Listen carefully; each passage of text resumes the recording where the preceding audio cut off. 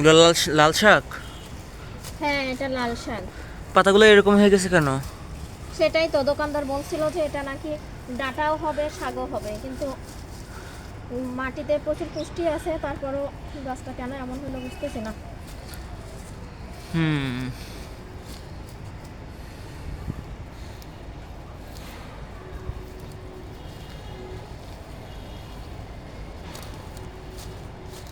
মাঝখানে একটা টমেটো গাছ লাগিয়ে রাখছো।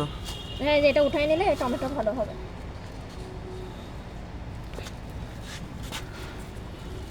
একটা পালং গাছও আছে, কিন্তু পালং গাছটা উঠাবো না। রেখে দিবা? হ্যাঁ, কেন? এটা আবার এই একটা গাছ থাকলে পালং গাছ অনেক বড় হয়, ও, আবার একটা শীষও বের হয়। মানে পরের বার লাগানোর জন্য বেশি হবে আর কি, নাকি?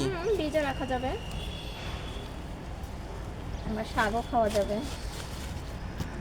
এই যে দেখো কতগুলো হচ্ছে, সবগুলো উঠায় নেয় না, নেও। লাগালে হবে।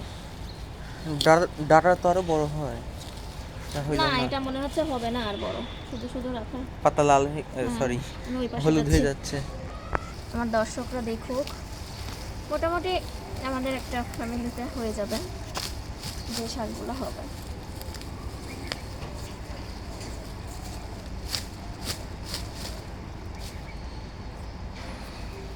লাউ তুলবা কবে এটা? লাউ মাত্র তো খেলাম, দেখি বাজারে যাব, আবারও চিংড়ি দেখাবো, চিংড়ি নিয়ে আসবো।